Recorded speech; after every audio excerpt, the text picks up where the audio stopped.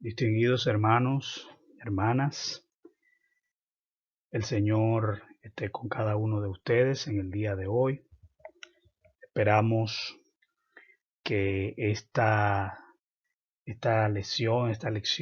clase del día de hoy les encuentre bien, les encuentre lleno de salud, les encuentre confiado en la bendición, la sanidad, la cobertura de nuestro Dios.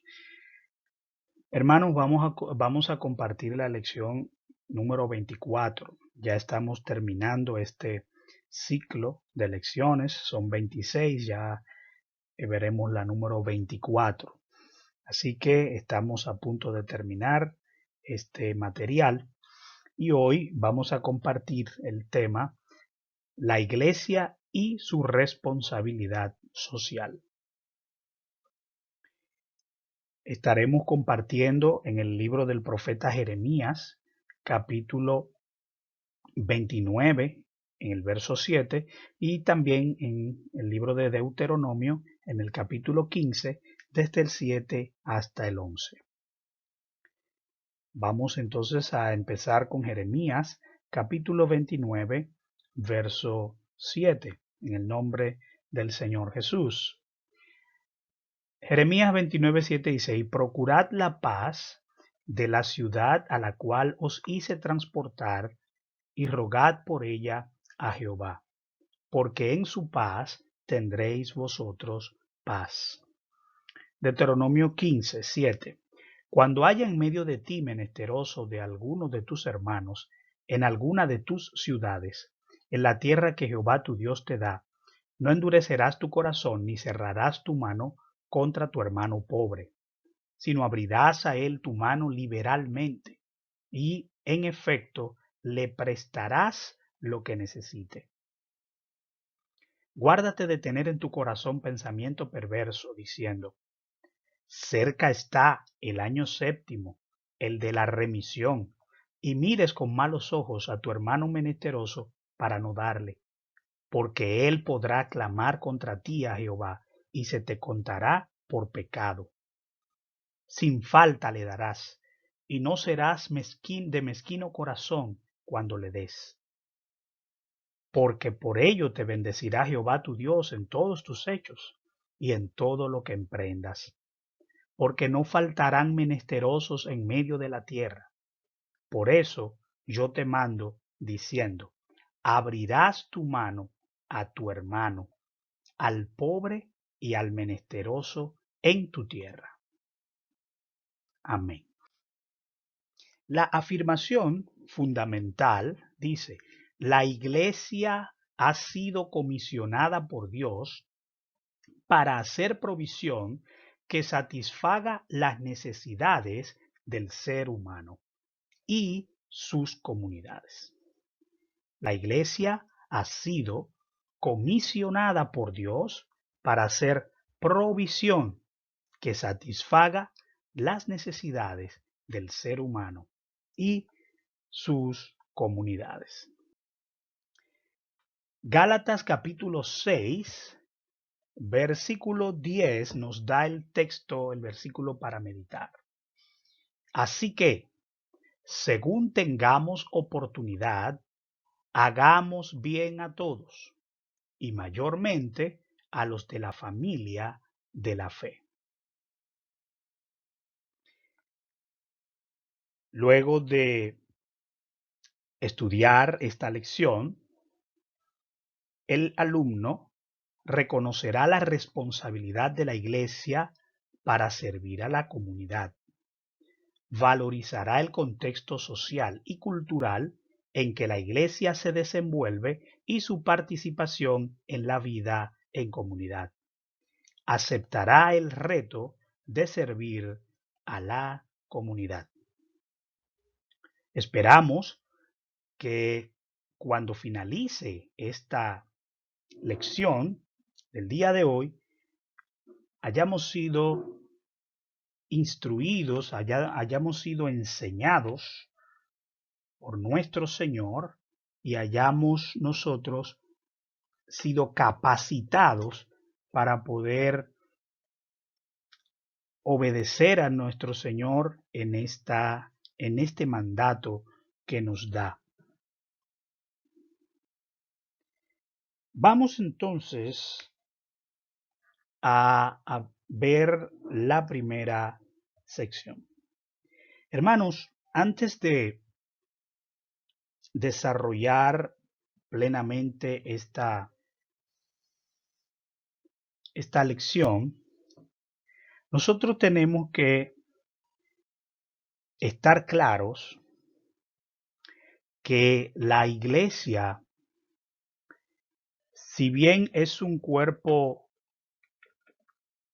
separado, es un cuerpo en cuanto a la santidad de Dios llamado aparte, no está llamado por Dios a olvidarse de las necesidades que están a su alrededor. En el lugar donde Dios nos ha permitido estar, sea por la circunstancia que sea, nosotros debemos reflejar el nombre del Señor. Debemos reflejar su carácter, debemos reflejar su palabra, porque nosotros somos hechura de Él. Así que Él es todo bondad, Él es todo amor, Él está pendiente a las necesidades de cada uno de nosotros. Y si nosotros somos sus seguidores, pues tenemos que aprender también a ejecutar esta conducta. En el libro del profeta Jeremías, en el capítulo 29, ahí estamos ubicados ahora, hermanos. La primera división lleva como título Laborando por la paz de la ciudad. Laborando por la paz de la ciudad. Les recuerdo Jeremías 29:7. Dice que procuren la paz de la ciudad a la cual os hice transportar y rogad por ella a Jehová, porque en su paz tendréis vosotros paz. Si nosotros nos ubicamos en el capítulo 29 del libro del profeta Jeremías, vamos a encontrar allí que esto es una carta que envía el profeta Jeremías a los cautivos. Bien, entonces vamos a ver cómo el Señor utiliza al profeta para hacerle llegar estas enseñanzas, estas ordenanzas que él le da. Si ustedes van al capítulo 29 en el principio, van a ver que inicia, estas son las palabras de la carta que el profeta Jeremías envió de Jerusalén a los ancianos que habían quedado de los que fueron transportados, ¿verdad? Y a los sacerdotes, profetas, a todo el pueblo que Nabucodonosor llevó cautivo de Jerusalén a Babilonia. ¿Cuándo ocurre esto?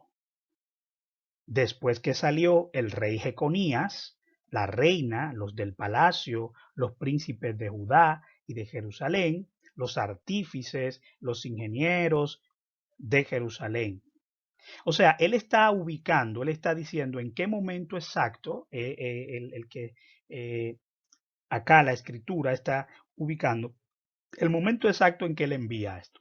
Fíjese que fueron llevados todos, ¿verdad? El rey, la reina, los del palacio, príncipes, los artífices, los ingenieros. Él está explicando que todos habían sido llevados al exilio, al cautiverio. Él dice que la envía por mano de Elasa, hijo de Safán, de Gemarías, hijo de Hilcías, a quienes envió Sedequías, rey de Judá, a Babilonia, a Nabucodonosor, rey de Babilonia.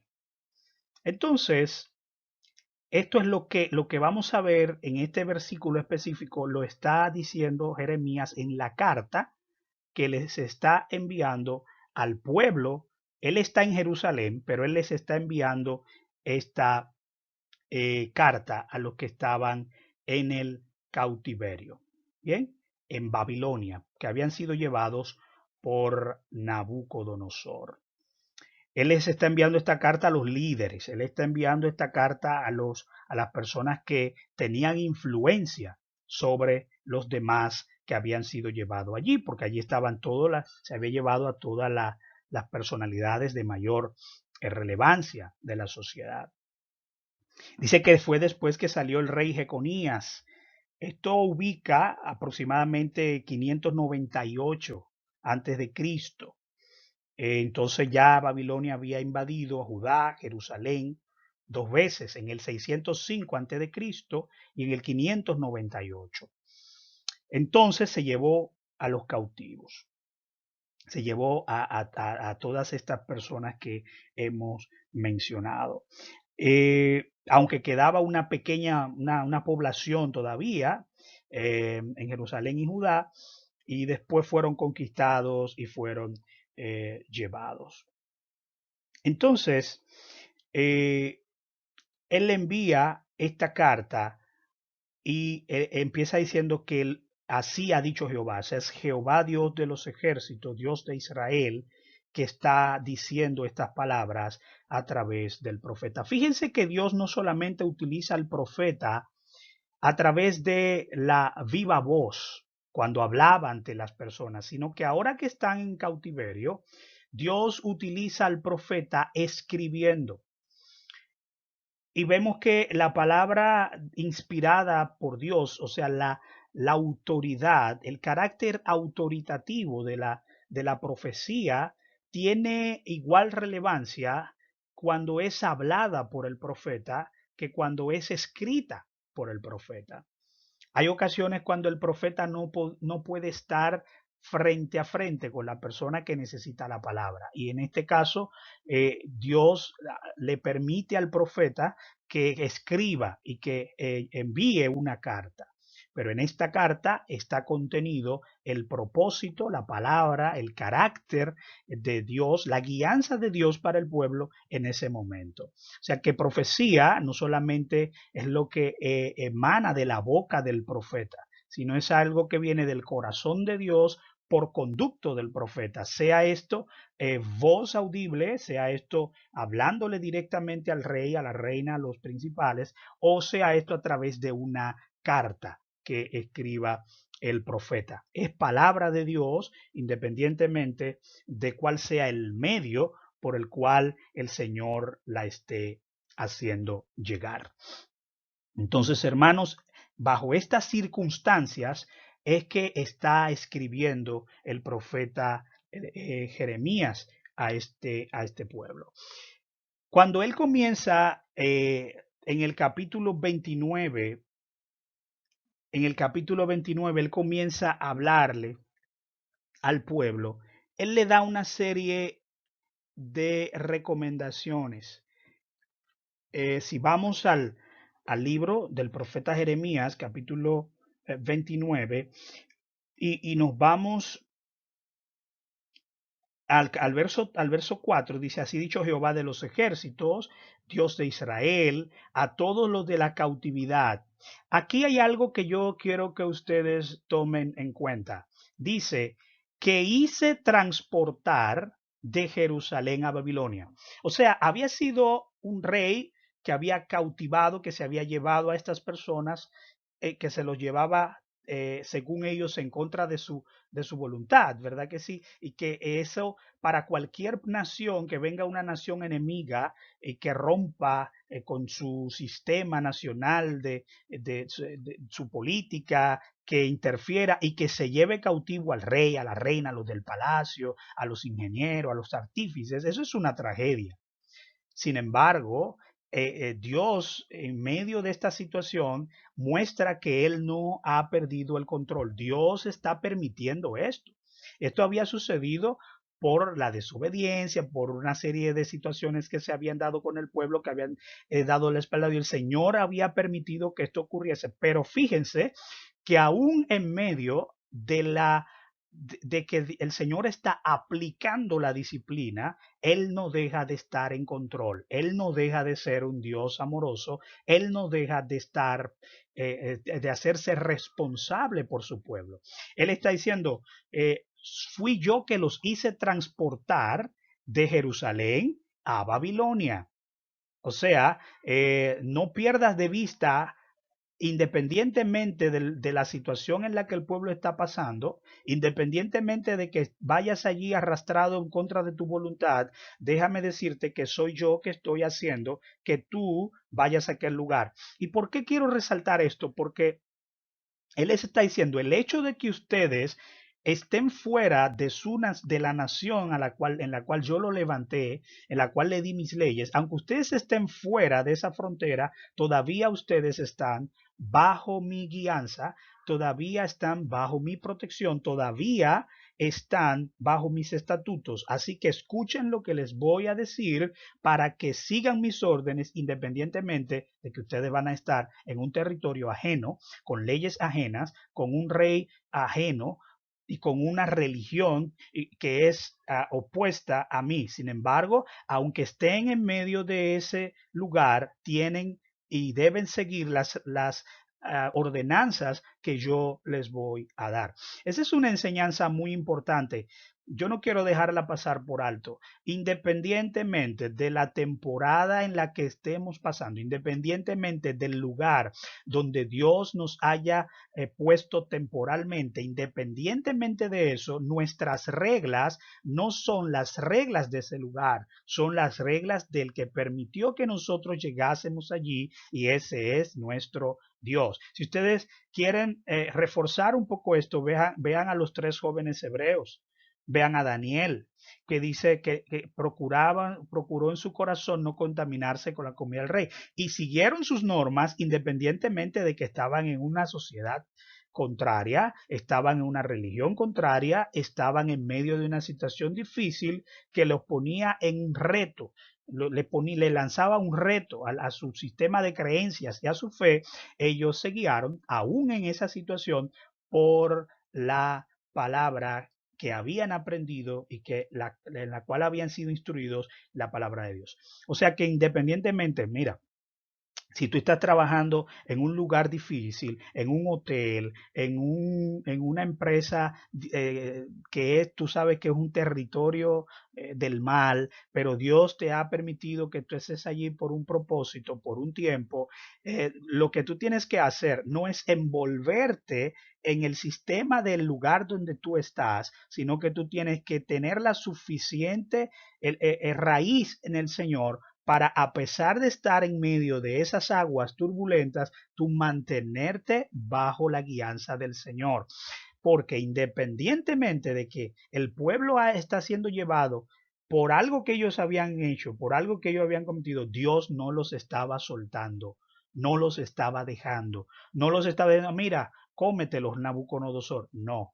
Bien, esa parte yo quiero dejarla bien claro porque creo que es importante que entendamos que Dios no perdió el control. Aunque el pueblo había sido llevado a una ciudad lejana, no estaba perdiendo el control. Y a partir del verso 5, entonces él comienza a darle algunas instrucciones. Dice, edificad casas y habitadlas, y plantad huertos, y comed del fruto de ellos, casaos y engendrad hijos e hijas, dad mujeres a vuestros hijos, dad maridos a vuestras hijas, para que tengan hijos e hijas, y multiplicaos ahí, y no os disminuyáis. El Señor sabía que a dónde ellos iban, y el Señor sabía las circunstancias en las que ellos iban a pasar.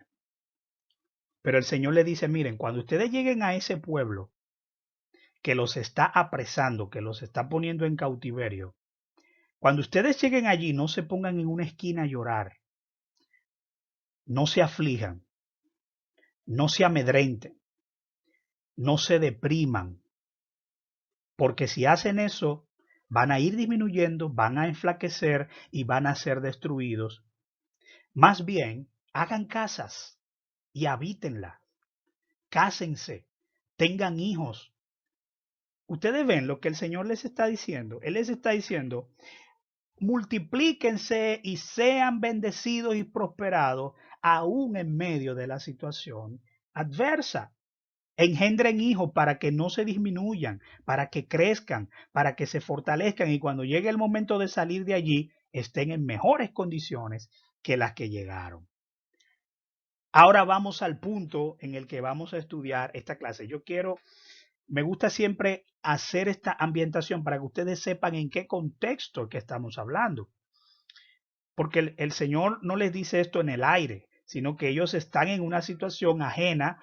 Imagínese que usted ahora mismo venga a un gobierno, no sé, Rusia, China, y lo tomen y se lo lleven a ese lugar. Usted no conoce el idioma, usted no conoce la idiosincrasia de allí, usted no conoce la religión, usted no conoce nada.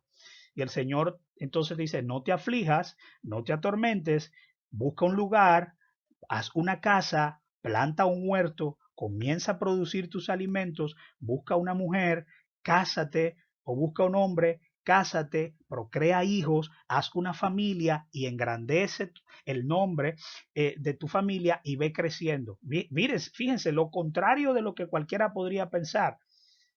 No te aísles, crece, porque en algún momento tú vas a salir de ese lugar. Entonces, en medio de esa crisis, Dios levanta a Jeremías, Dios levanta al profeta y le habla y le dice esto. Entonces, les está diciendo, deben continuar. La vida debe continuar a pesar de las desgracias. Aunque la situación sea desagradable, aunque sea degradante, denigrante, debe continuar la vida. Entonces deben mantenerse firmes, deben mantenerse hacia adelante marchando. Entonces, Él les está diciendo que rehagan su vida, que rehagan su vida. Procuren la paz de la ciudad. Procuren la paz de la ciudad a la cual os hice transportar y rueguen por ella a Jehová, porque en su paz vosotros tendréis paz. Si tú estás en una nación y se entabla una guerra, tú sales perjudicado. Si tú estás en una empresa de una persona que no es creyente y esa persona ataca el evangelio y esa persona critica y esa persona murmura y tú le llevas y le sigues el juego. Y si tú eres el contador, le hace algo en su contabilidad para que le vaya mal. Y tú le haces que dé malos negocios para que... y tú, en cierto modo, estás tomando la vara del Señor y estás tomando la justicia por tu mano. Y a Dios no le agrada eso. Él está diciendo, ora por esa nación, ora por esa empresa, porque si esa empresa donde tú estás trabajando, ese hotel, esa fábrica, esa escuela, ese lugar, se va al piso, tú también te vas con ella. Si ese pueblo se hunde, tú también te hundes. Entonces nosotros tenemos el discurso, yo no soy de esta tierra, yo soy peregrino, yo estoy aquí, pero yo soy un representante del cielo. Sí, pero mientras estés aquí, te conviene que el pueblo esté en paz, te conviene que la situación mejore, te conviene que haya abundancia, te conviene que las cosas anden rectas, te conviene que haya seguridad. Entonces tú no debes estar en una burbuja cristiana celestial, donde a ti no te importa si el gobierno se hunde, si el país le encienden en llamas, si la gasolina sube al galón a 2,000 pesos, si el arroz aparece, si no, a mí no me importa, yo me voy para el cielo. Eso no es así. El Señor le está diciendo a ellos, rueguen, oren, porque si esa ciudad donde ustedes van a estar tiene paz, ustedes también van a tener paz. Entonces, lo primero que estamos viendo es que nosotros debemos orar, rogar a Dios, laborar, hacer algo, todo lo que esté a nuestro alcance para que nuestra nación, nuestro país, en la empresa donde estamos, el lugar que nos rodea, sea bendecido, sea prosperado. Que pase como le pasó a José. A José le tienden una trampa, la mujer de Potifar, lo llevan a la cárcel y allí en la cárcel, ¿qué pasó con él? Florece.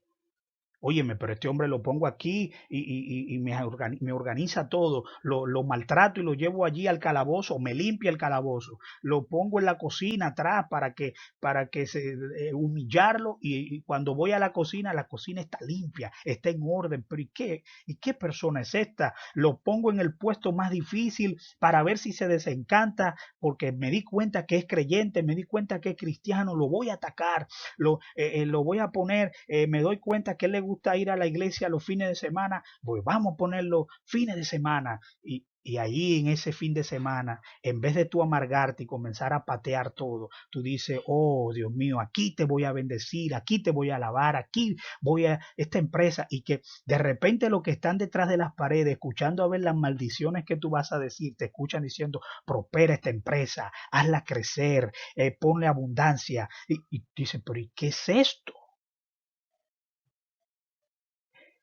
Si la empresa crece, tú creces. Si a la empresa se va a la quiebra, a ti te van a botar del trabajo. Y después tú vas a decir que eso fue el enemigo que se levantó. Es posible que haya sido el enemigo que se levantó, pero también tú no fuiste prudente y no seguiste el consejo de Dios. Ora por tu ciudad. No ores para que Dios se lleve al síndico, no ores para que Dios le dé una enfermedad al senador, al diputado. No, no, no, no, no.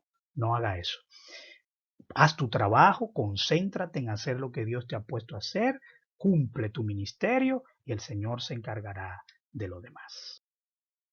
Bien, hermanos, entonces aparte de esto, de que nosotros oremos por nuestra ciudad, velemos, seamos ciudadanos responsables, cumplamos con nuestra misión y que hagamos lo que está de nuestro lado para que nuestra ciudad, nuestra nación crezca y se fortalezca, nosotros también estamos llamados a la benevolencia y acción social.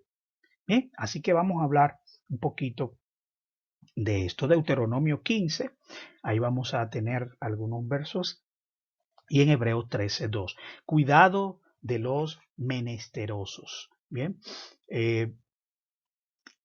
entonces de esta parte es que vamos a estar. Un menesteroso es que tiene falta de algo, ¿verdad? Cuando hablamos es menester, hace falta, es necesario. Un menesteroso es un necesitado.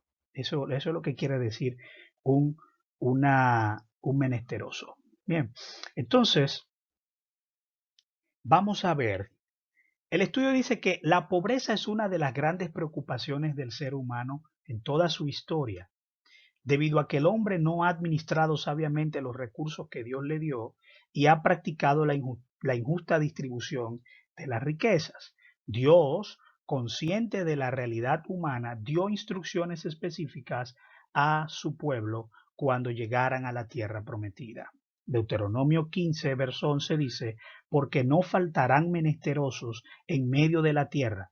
Por eso yo te mando diciendo, abrirás tu mano a tu hermano, al pobre y al menesteroso de tu tierra. Mira, según la Biblia, los pobres, los menesterosos, los necesitados van a estar ahí. En medio de la ciudad siempre los vamos a tener. El Señor dijo a los pobres siempre lo tendréis con vosotros, citando las escrituras. Los pobres siempre van a estar con nosotros, los menesterosos siempre van a estar con nosotros. En un momento soy yo el menesteroso, en otro momento eres tú el menesteroso. En algún momento yo soy el necesitado, en otro momento tú eres el necesitado. O sea que esto es por ciclo. Hay personas que nacen en cuna de oro y toda su vida pues tienen todo, pero algo necesitan. Y habemos otras personas que venimos de una situación en la que hemos pasado precariedades, hemos tenido bonanza, hemos tenido diferentes estadios en nuestra vida. Entonces, dice que cuando en medio de ti haya alguien que necesite y que sea pobre y que tenga que tenga hambre o que tenga una necesidad en la tierra donde Dios te ha dado y te ha bendecido, no endurezcas tu corazón. Bien, no endurezcas tu corazón, no cierres tu mano, no la cierres. Entonces Dios le dio valor y dignidad a cada persona. Toda persona tiene dignidad. Una persona cuando tiene que pedirle a otro se avergüenza muchas veces. Cuando una persona no tiene lo que necesita y depende de que otro se lo dé, muchas veces eso vulnera su amor propio, vulnera su estima. Bien, entonces nosotros no debemos aprovechar esa situación de vulnerabilidad. Ya es duro para esa persona, ya es suficiente carga el tener que despojarse. El ser humano en su naturaleza, en su naturaleza, no tiene esa, diríamos, ese instinto de mantenerse, ¿verdad? Algunos somos orgullosos, otros tenemos, pero hay otros que no es tanto orgullo, sino su dignidad. No es fácil depender de otro para comer, no es fácil depender de otro para vestir, ¿entiendes? No es fácil depender de otra persona para tener un empleo digno, una casa. Entonces, cuando ya eso es difícil, ahora imagínate tener a alguien que tome eso para aprovecharse de tu situación. Entonces Dios le dio valor y dignidad. Todo el mundo vale. No importa el dinero que tenga o que le falte, no importa en el carro en que se mueva o que ande a pie, todos tenemos dignidad. Entonces, cuando el pecado entró a nosotros, quitó esa parte, o vamos a decir, cubrió, veló, disminuyó esa parte que Dios nos puso, ¿verdad? Del amor, de bendecir, de dar, de ayudar. Eso se ha visto entorpecido por el pecado. Los poderosos se lucran a costa de los débiles, sigue diciendo el estudio, y surgieron las clases sociales y los niveles. Yo soy clase alta, el otro es clase media, y dentro de una misma clase, clase media alta, clase media media, clase media baja, siempre estamos clasificando y buscando la manera de cómo yo puedo mostrar que soy mayor. Bien, entonces la pobreza está siempre entre nosotros porque nosotros la perpetuamos, nosotros le damos continuidad. Ahora, a Dios no le agrada que la persona que tiene posibilidades maltrate, sea injusto con los demás. A Dios no le agrada la injusticia social, no le agrada la opresión contra los pobres. Dios rechaza esto tajantemente.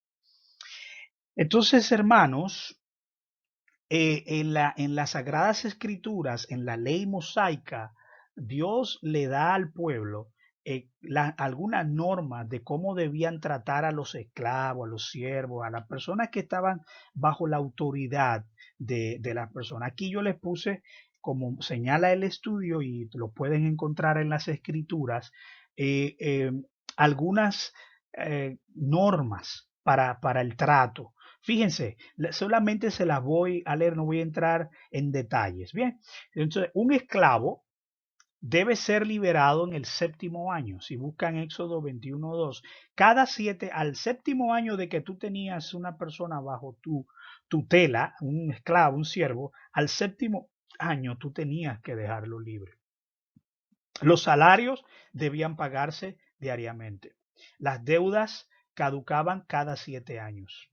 Bien, cada 7 años caducaban las deudas. Ese era un año de libertad. Ese era un año para que la persona fuera libre de deberle a cualquier otra persona. Hace provisión para dar de comer a los pobres, Deuteronomio 24, 19 al 22. Se garantiza la igualdad entre el rico y el pobre.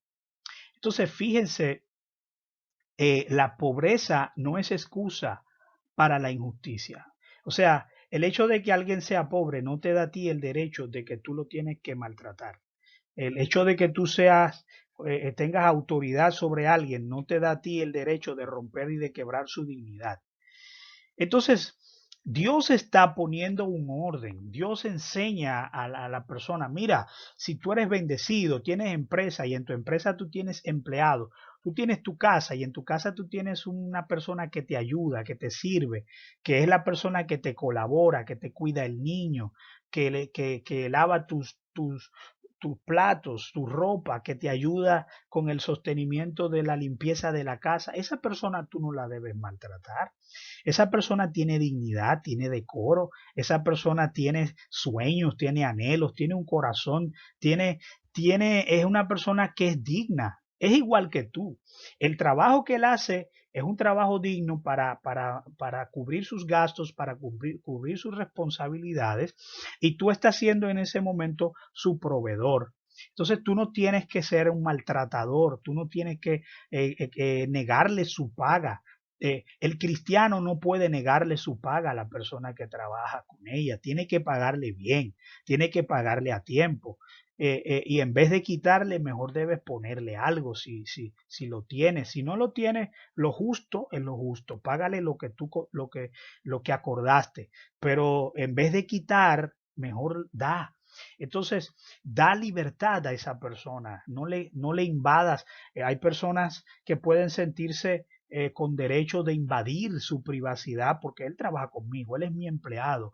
Si tú le tienes una habitación, si tú le tienes un espacio, para tú entrar en su espacio, tú eres el dueño de la casa, tú eres que le paga, tú eres la persona que está en autoridad sobre él, pero no, eso no te da derecho. Tú tienes que, por respeto, decirle, mira, voy a entrar a tu habitación, voy a buscar algo que tengo ahí, voy a hacer algo para que si tú quieres arreglar algo antes de que yo entre, o si tú quieres, eso es tratar con dignidad. Mira, fulano, tengo un problema en la empresa, estoy teniendo falta de liquidez, estoy teniendo dificultades para pagar tu salario en este momento. ¿Qué podemos hacer? Vamos a hablar, ven. ¿Qué puedo yo concederte? ¿Cómo lo hacemos? Tú me puedes dar no 2 días más, no 3 días más, pero no, si llegó el día de pagarle a esa persona y tú no tienes el dinero, no sigas como que nada pasó y cuando yo tenga le pago. No, se merece una explicación. Ven acá, Juan, siéntate acá, mira, hoy es 30. Sí, yo tengo que pagarte los 30. Bien, sí, entonces yo hoy no tengo el dinero. ¿Tú entiendes? Yo lo puedo conseguir mañana, en 2 días, en una semana. ¿Qué podemos hacer? Yo no tengo otra opción, tienes que esperarme. Eh, Muy bien, no hay problema, yo lo espero. O bueno, mire, yo tengo una necesidad, vamos a ver qué hacemos. Pero no te da derecho. ¿Tú entiendes? O sea, lo que te quiero decir es que nosotros como iglesia, como hijos de Dios, no podemos estar por encima de pisoteando a los menesterosos, porque Dios tiene cuidado de ellos. Bien, entonces, el cuidado de los afligidos. Entonces, Hebreos 13:2 dice, no olvides o no olvidéis de la hospitalidad, porque por ella algunos sin saberlo hospedaron ángeles. El Nuevo Testamento presenta dos ángulos de la pobreza material y la pobreza figurada. Entonces, la pobreza es una característica del presente siglo, pero los pobres no están abandonados de la mano de Dios. ¿Entiendes? El deber del cristiano es ayudar a los pobres, ayudar al que lo necesita. Santiago señala que la pobreza no debe ser causa de discriminación social. En Hechos 20:35 podemos leer, más bienaventurado es dar que recibir. Sin embargo, dice el estudio que cuando se está trabajando con las finanzas de la iglesia puede que se nos olvide estas acciones que Dios nos está ordenando. Si hay alguien en medio de nosotros afligido, si hay alguien que le falta algo y tú lo puedes dar, si tú te das cuenta de que esa persona está en esa situación, ayúdalo, lo debes ayudar, debes poner tu empeño. Si tú no tienes para ayudarlo, facilítale el camino hacia aquel que le puede ayudar. Hazle, como se dice, hazle el contacto, ábrele la puerta. No pongas zancadilla. Si tú no tienes, si tú no le puedes hacer el bien, si tú no le puedes dar lo que él necesita, por lo menos no le hagas daño. No le cierres los caminos, sino que ten de él misericordia y ayúdalo. Eso es lo que nos está enseñando la palabra de Dios. Hay que atender hay que atender. Pero para hacer esto tenemos nosotros que tener ah, un corazón tocado por el Señor. Atendiendo a los pobres también se hace provisión para socorrer a los afligidos. No obstante, estas acciones brotan de un ser humano que ha sido beneficiado por la bondad de un Dios amoroso y que a su vez ha aprendido a amar. El amor produce acciones concretas y tangibles. La persona que ama puede ser estimulada por el Espíritu y socorrer al desvalido. Entonces, nosotros no nos debemos olvidarnos de la hospitalidad, ser hospitalarios, ayudar a la persona que lo necesita. Si alguien necesita un vaso de agua, no negárselo. Si alguna persona necesita un vestido, no negárselo. Si alguna persona le hace un bien a uno de estos pequeños, al Señor se lo hace. Mateo 25:40. De cierto os digo que en cuanto lo hiciste a uno de estos mis hermanos más pequeños, a mí lo hiciste. Pero Señor, ¿cuándo te vimos desnudo? ¿Cuándo te vimos necesitado? ¿Cuándo te vimos con hambre? ¿Cuándo te vimos preso? Y el Señor le dice, a mí en persona no me viste, a mí en persona no me lo hiciste, pero como no lo hiciste a uno de estos pequeños, a mí tampoco lo hiciste. Pero si lo hiciste a uno de estos pequeños, a mí también lo hiciste. Eso está diciendo el Señor. Hermano, cuando tú le das a alguien, cuando tú visitas a alguien, cuando tú le provees a alguien algo, algún bien, Dios eso lo tomará en cuenta. Sirviendo sin acepción de personas. A veces somos muy dados a ayudar a aquel que sabemos que en algún momento nos va a devolver el favor. Somos muy fáciles para darle una manzana a aquel que sabemos que tiene un patio sembrado de manzana y que algún día esas matas van a parir y esa manzanita viene donde nosotros otra vez. Pero darle a uno que no tiene, como decimos en el buen dominicano, ni en qué caerse muerto, es un poquito más difícil. Es un poquito más difícil. Entonces, el ser humano tiende a hacer acepción de personas. Bien, dice, no os olvidéis de la hospitalidad porque por ella algunos sin saberlo hospedaron ángeles. Acordaos de los presos como si estuvierais presos juntamente con ellos, de los maltratados como si también vosotros mismos estáis ahí en el cuerpo con ellos. La iglesia entonces no debe tener acepción de personas. La iglesia debe tratar de ser imparcial en cuanto a al dar de lo que tiene. No debe tener acepción de personas. Bien, a los médicos se les enseña que usted no debe fijarse el estatus, ni usted debe fijarse quién es que llega herido a la sala de emergencias. ¿Entiende? Si esa persona estaba tratando de asaltar a uno, si esa persona estaba tratando de robar en una casa y se cae, le dan un palo, no sé, un balazo en una pierna y se está desangrando, usted como médico no tiene el derecho de decir, tú estabas robando. Muy bien, vamos a dejar que te desangres ahí porque tú te lo mereces. No, el médico no puede hacer eso. Mire, doctor, no lo cure porque él estaba allí asaltando a una persona y si usted lo cura, él va a volver a la calle a asaltar. Es posible que él haga eso. Pero mi papel no es ser el juez en ese momento, usted sabía. Mi papel es decir, bueno, esta persona está sangrando, esta persona está malherida, yo tengo la profesión de ayudar a esa persona, yo tengo los conocimientos para ayudarlo, yo lo voy a ayudar. Le voy a poner sangre, lo voy a suturar, lo voy a limpiar, lo voy a llevar a poner. No importa, porque él se tendrá que ver con la justicia. Es posible que al salir del hospital lo lleven a la justicia, pero el juez hace su papel y yo hago mi papel. La iglesia tiene que dejar de hacer acepciones. La iglesia tiene que tratar a todos por igual. Nosotros no estamos llamados a darle preeminencia a alguien en la iglesia porque tenga dinero, por el apellido que tenga, por el título que tenga. Nosotros no estamos llamados a sobresaltar a alguien porque tiene un título universitario y a poner a alguien por el suelo porque no ha llegado, no ha tenido la oportunidad de ir a la escuela. Todos somos iguales ante el Señor. Todos tenemos un corazón, todos tenemos el mismo valor delante del Señor. El Señor murió por todos, hermanos. Entonces tenemos que aprender esto. Tanto Pablo como Santiago denuncian esto y señalan que el Evangelio es a todos y sin acepción de personas. Entonces Santiago habla de esto, de la acepción de personas. Habla de esto muy claramente Santiago. Entonces, cuando se hacen distinciones, tomando en consideración la ostentación de poder, la riqueza o conocimiento, se crea marginación social.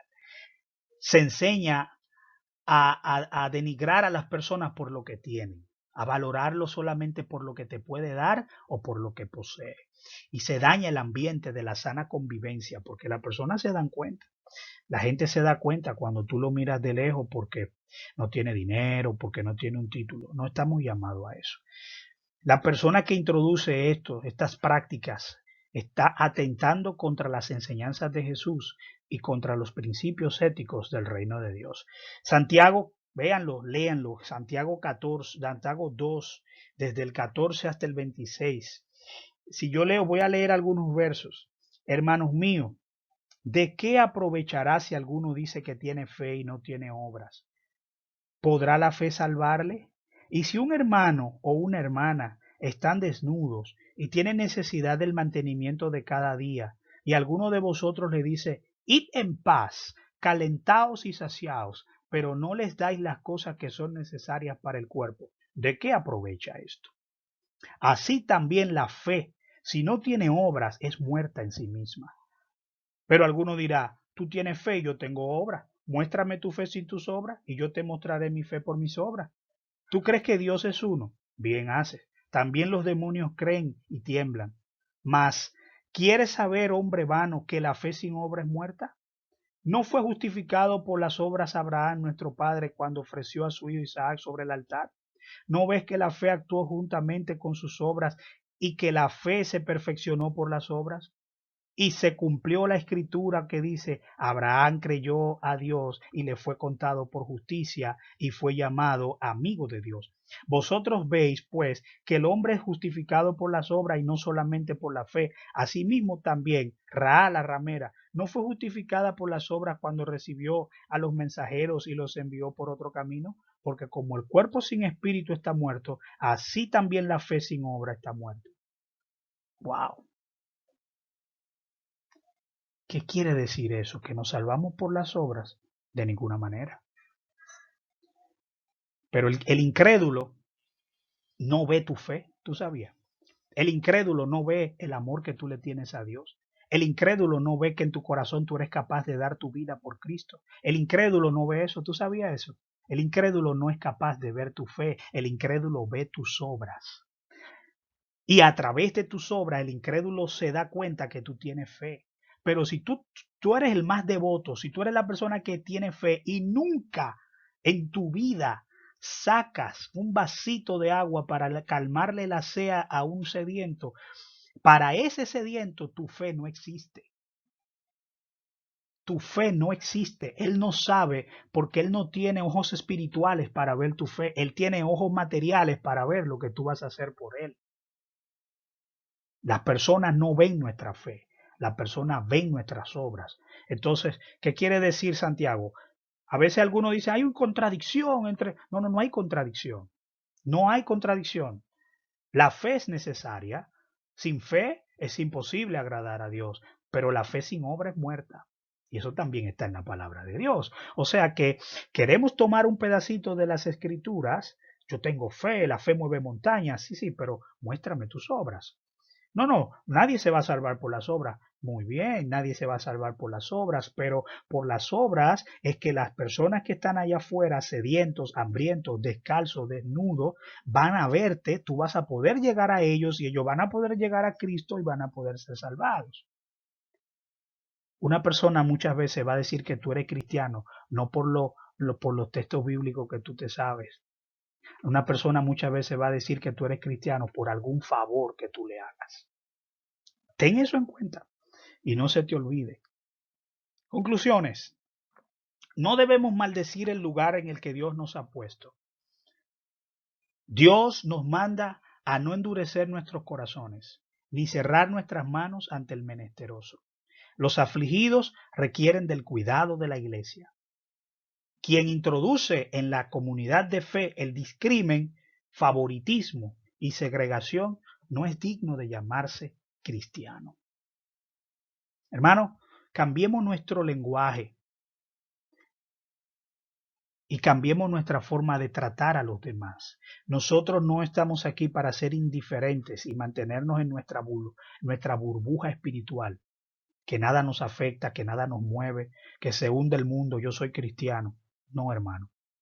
Tienes que interesarte por las personas que están en este mundo, interesarte porque este mundo no se vaya por un desfiladero, que tu ciudad crezca, que la empresa donde tú laboras crezca. A eso nos ha llamado el Señor. Independientemente de donde Dios nos haya permitido estar. A veces es duro, a veces es difícil. Yo sé que a veces es difícil trabajar en algunos lugares porque te maltratan, te marginan, no reconocen tu fe, te ponen trampas, te ponen zancadillas, te presionan más porque tú eres creyente, pero aún en medio de eso, tú debes mantener tu postura. Bien, el trato que tú le das a los demás o la forma como tú tratas a los demás o lo que tú dices de los demás habla más de ti que de ellos. Piensa en eso. El Señor protege al extranjero y sostiene al huérfano y a la viuda, pero frustra los planes de los impíos. Salmo 146, versículo 9. Mi hermano, mi hermana, el Señor te bendiga y te guarde. El Señor te prospere y el Señor nos ayude a todos a entender que esta obra es de Él y que nosotros vinimos aquí a servir a los demás, que nosotros vinimos aquí a ayudar a los demás y que a través de nuestro comportamiento las personas vean a Cristo, se acerquen a Él y sean multiplicadores de la gracia de Dios. Dios te siga ayudando. Dios te dé la oportunidad de interiorizar estas palabras y de crecer en Él. Amén.